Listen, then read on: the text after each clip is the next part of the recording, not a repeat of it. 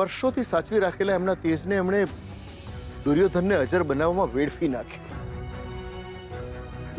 એટલા માટે કહીશ બેટા કે દુર્યોધન એના તેજને લાયક નથી, જેમ કે રાહુલ પણ બાના પ્રેમને લાયક નથી. તો શું બા બધું નથી જાણતા? મેં કહ્યું ને બેટા, ગાંધારી દુર્યોધનની હકીકત જાણતી હતી પણ એને માનવી નહોતી. એ વાત માત્ર બા કે ગાંધારીની નથી. અરે સમાજમાં એવા કેટલાય લોકો છે જે લોકો આજે કિંજલને માનવા તૈયાર નથી પણ રાહુલને માથે ચડાવે છે. હા પપ્પા, હા, પણ કેટલાક લોકો એવા પણ તો હોય છે જે પોતાની દીકરીઓને પગભર થવાની અને પોતાની ઓળખ બનાવવાની છૂટ આપે છે. એમ તું ઓળખે છે એ વ્યક્તિને? મારે મળવું છે એને. બીજું કોઈ નહીં પણ મારા પપ્પા.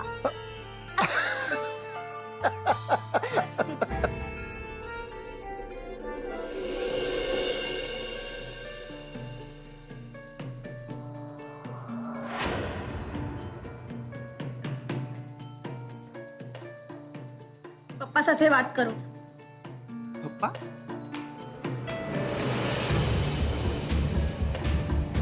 હેલો, જી શાંતિલાલ સર. અરે ના, એવું કંઈ જ નથી. અરે હા, અહીંયા બધું જ બરાબર છે, તમે ચિંતા ના કરો. સ્વાતિ જ જીતશે, હું છું ને. ઓકે.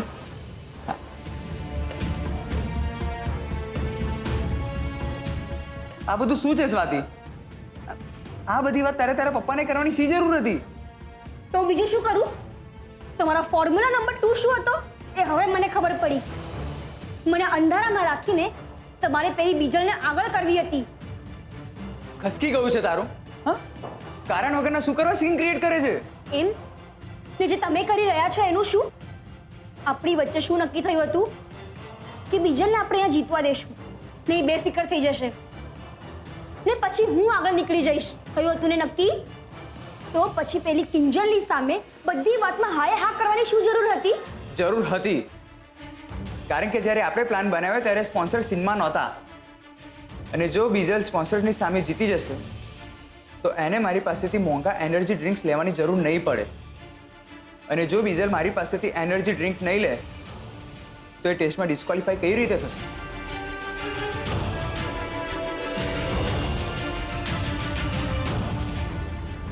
માય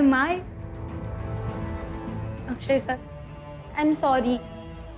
મને તો એમ કે તમે તમારો પ્લાન અને પસંદ બંને ચેન્જ કરી નાખ્યા. એમ જો તું એવું ઈચ્છે છે કે હું એવું ના કરું તો સ્પોન્સર સામેની મેચમાં તારે જીતવું પડશે, સમજી? હા સર.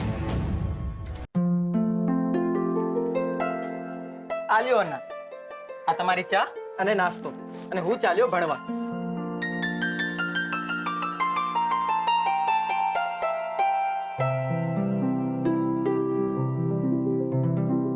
હા, તો ગણિતમાં યાદ કરવાનું છે કે ડિનોમિનેટર એટલે કે ફ્રેક્શન.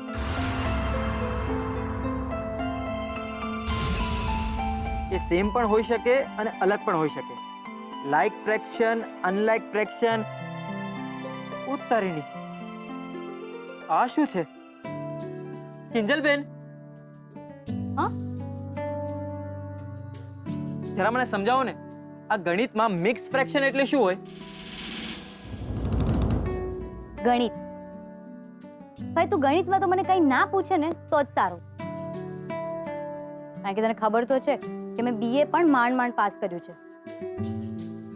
પણ હા, તું સેજલને પૂછી શકે છે, એને ફોન કર ને. એમ તો એક મિનિટ, આ ગણિત મૂક્યું બાજુમાં,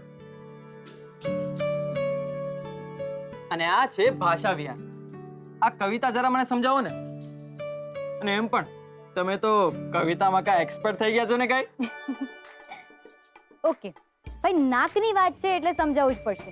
બોલ, કઈ કવિતા? આ વાળી.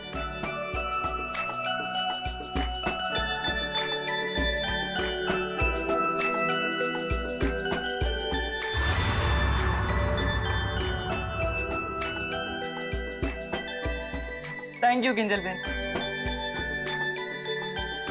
એ છોકરા જરા અહીંયા આવજે તો. શું નામ છે તારું? મારું નામ ગુલાબ છે. અચ્છા, અહીંયા કામ કરે છે? એવું તો ન કહેવાય, પણ હા, એ નાનો હતો ને ત્યારે રસ્તામાં મળી ગયો, બસ ત્યારથી સાથે જ છે. કઈ હા સાહેબ.